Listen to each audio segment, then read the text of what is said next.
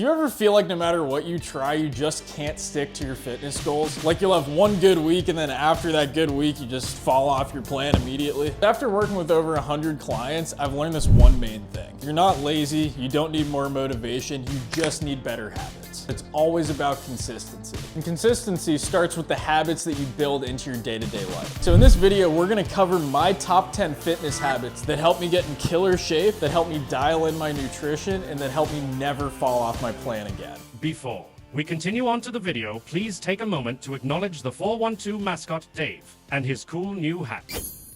So we're gonna start this list off strong with point number 1. Go to bed and wake up at the same time every day. So there was this long point in my life where I'd wake up at 6 a.m. one day, then 11 a.m. the next day, and like 4 a.m. the next day, and then 10 a.m. the next day. And I couldn't figure out why my life felt like it had no structure, no discipline, no consistency. But then the realization kind of just hit me. Like, how could I build better habits if I don't even know what kind of day or what kind of schedule I'm waking up into? See, the thing is, when your sleep schedule's all over the place, your entire life becomes unpredictable. You know, some days I'd get up early, get a workout in, get all my meals in, feel great.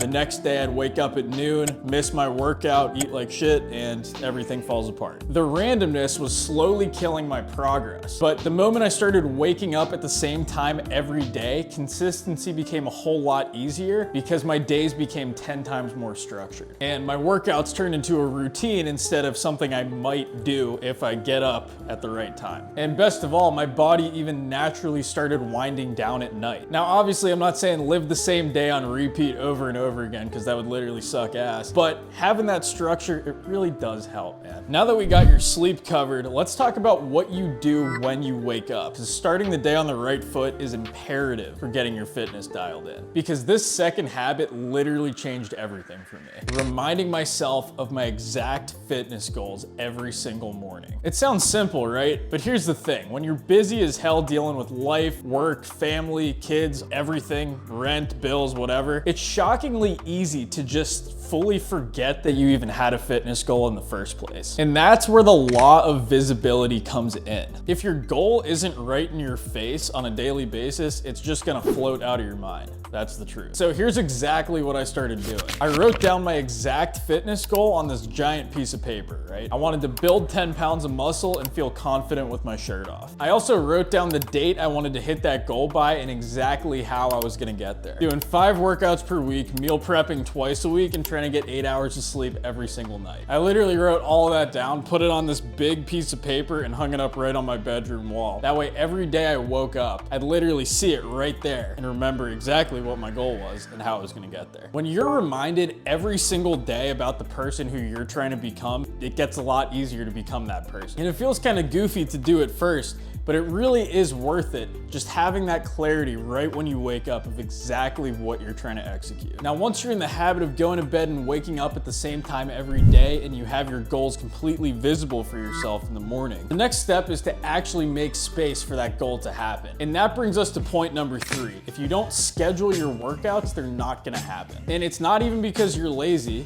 it's because you're busy and life just doesn't slow down for anybody. And here's one of the biggest mistakes I've seen as a fitness coach. People try to build their life around fitness instead of trying to fit fitness into their already busy lives. You can't just all of a sudden force your entire life to revolve around fitness. It happens over time. But that's why this habit is such a game changer. You're building fitness into your day-to-day life seamlessly. When your workouts fit into the grooves of your schedule, they become a lot less daunting, a lot more doable, and you actually kind of look forward to it. So the way you do this is actually pretty simple. First of all, you want to pull out your actual schedule, whether it's a physical calendar, Google Calendar, whatever you use. Look at your actual week and be honest with yourself. What times would actually make sense for me to work out? When is it convenient and where is it convenient? So after you pick those time blocks, I want you to set 2 reminders. One 30 minutes before that workout and one 10 minutes before your workout. When you're new to building these habits, it helps to have all the reminders you can get. bed. And in the description of those calendar events, I want you to write down when you're working out and how long it's gonna take you. That way your calendar maintains its structure. This literally only takes 2 minutes, but it changes everything. Because once it's locked into your schedule, the whole thing stops being optional. It's an appointment that you just go to. Now that your workouts are actually built into your schedule, let's talk about what you're actually doing during those workouts. Because the best plan in the world literally doesn't mean shit if you hate doing it. And that brings us to point number 4. Do a workout routine that you actually goddamn like and enjoy showing up to do. Look, I've seen so many people fall off the gym because they force themselves into this gym routine that they can't stick to, that they don't like. Maybe it looks good on paper, maybe some influencer on TikTok said it was great, but if you don't like it, it's not for you. Let me give you a really good example, okay? Now you've probably heard of the classic bro split. Chest day, back day, shoulder day, arm day, leg day. Now you're only hitting each muscle once a week, which from a scientific standpoint, it's not exactly ideal. You know, you could be doing it twice, some muscles maybe 3 times a week. But here's the thing, if you love the bro split and you know you're gonna show up every day to do that goddamn bro split, do the bro split, dude. Because if you're actually gonna do it, that is much more important than if your routine is optimal. And if you're showing up consistently, getting stronger, progressing your exercises, reaping all of the benefits of your routine,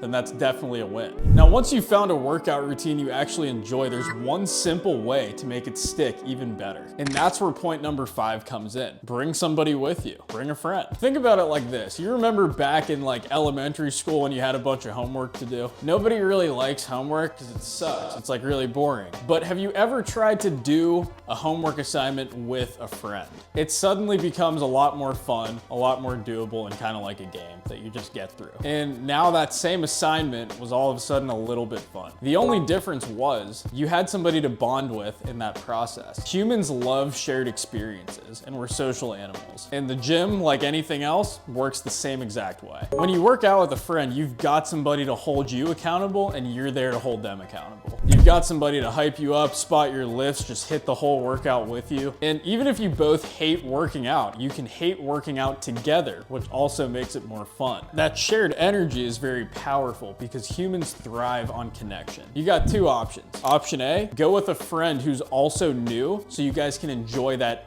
experience of being new to the gym and learning as you go together. You're starting in the same spot, you're both at the same point on the map. Option B, you go with somebody who's a lot more experienced. You learn the lessons quickly. You make a lot of progress really quickly, and you just skyrocket your knowledge as fast as possible. Both of those work very well for different reasons. So now you got a workout buddy, you're showing up more, you're getting more in the rhythm, everything's great. But then you finish a solid ass workout and then you go home and all of a sudden you're totally starving. You know you should cook something healthy, but the thought of cooking, eating, cleaning after a long day and a long workout just kind of sound like shit, right? So what do? You just go to McDonald's instead and grab a few burgers, you know? Or you order some DoorDash or Uber Eats and you sit there kind of miserable on your couch eating a $30 lukewarm burger and you're just, you know, life sucks.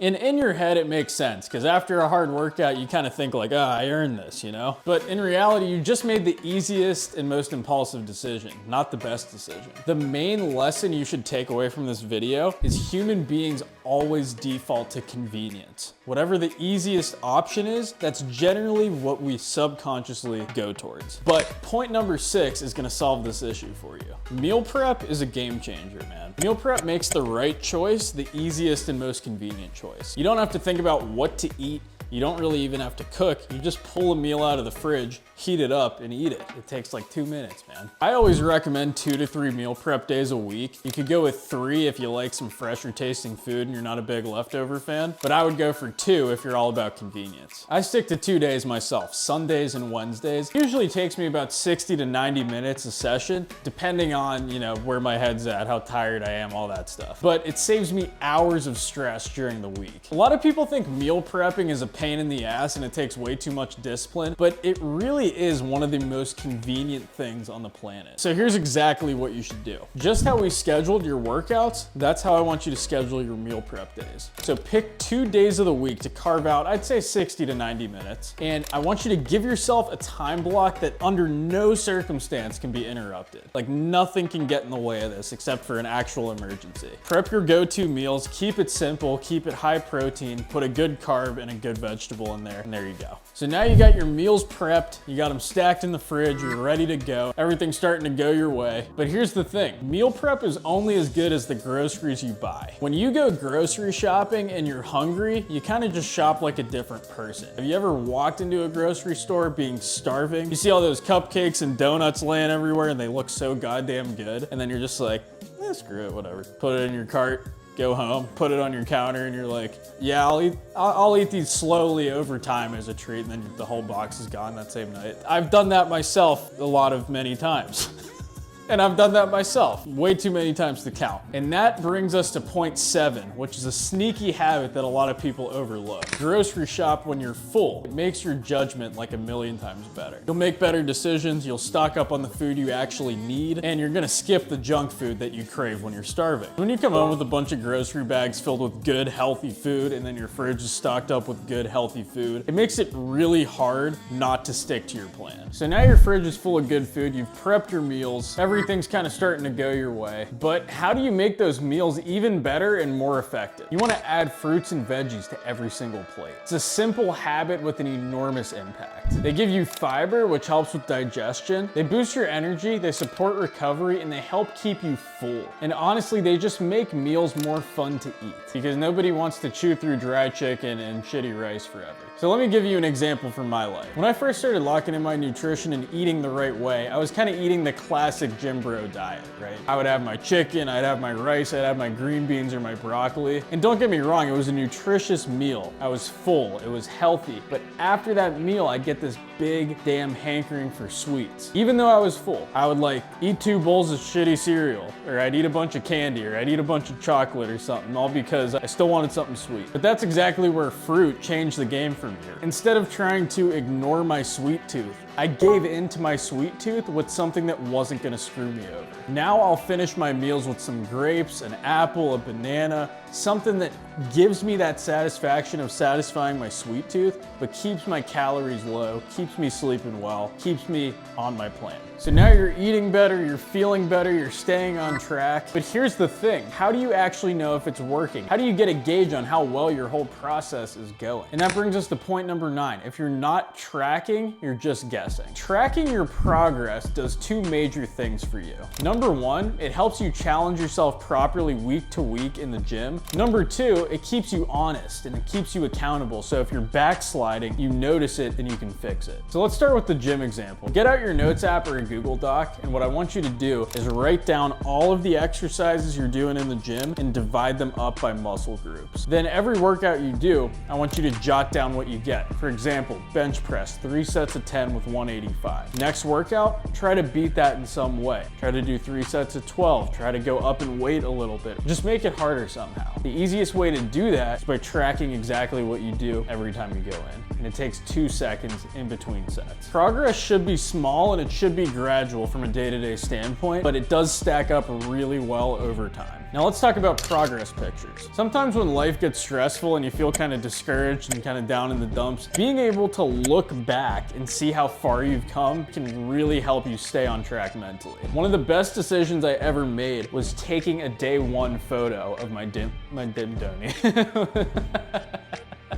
Was taking a day 1 photo of my gym progress. Now, whenever I'm feeling down about myself, I can look back and look at just how far I've come. At the end of the day, it's proof that you can stick to something and get a result out of it. From now on, I would start taking 1 progress picture a month. You won't always see change in the mirror from a day-to-day basis, but those pictures will really help you see it over time. So now you got all these 9 habits dialed in, everything's going well, you're super fit, super in shape, super motivated, super everything. But if you want to keep that momentum going, you gotta protect it. Because nothing derails people's progress faster than saying yes to the wrong things. And this brings us to our 10th and final habit. You gotta be willing to say no to things and make sacrifices. You gotta be willing to say no to that 3rd drink when you know you need to get good sleep and wake up early in the morning. You gotta be willing to say no to that friend that invites you out when you have a scheduled workout to do. You gotta be willing to say no when somebody asks you to get takeout with them when you gotta stick to your meal plan. Now, let me be really clear about this. You can still 100% have a social life, you know, hang out with your friends, be with the people you care about, enjoy your damn life, but you gotta draw the line in the sand somewhere. If your social life completely interferes with your fitness goals, you gotta revisit what you're doing. Because self-discipline isn't about being perfect, it's just about knowing what matters enough to you to protect. And that doesn't make you boring, it just makes you committed. So next time you're faced with the decision, ask yourself, is this gonna bring me closer to my goal or take me a lot further away from my goal? And then you have something to act on. Look, getting in shape has never been about being perfect, it's just about showing up over and over and over and over again. And the way you do that is by stacking the deck of cards in your favor, by building habits that make progress automatic and not optional. You don't need to fix your life in one night, you just gotta start with one and keep moving forward. So my action plan for you, pick one habit from this video and start doing it this week and see how far you get. And I'm telling you from the bottom of my heart, if you dial in these 10 habits, you're gonna make more progress than you've ever made. Thank you for watching. That's gonna be a good video.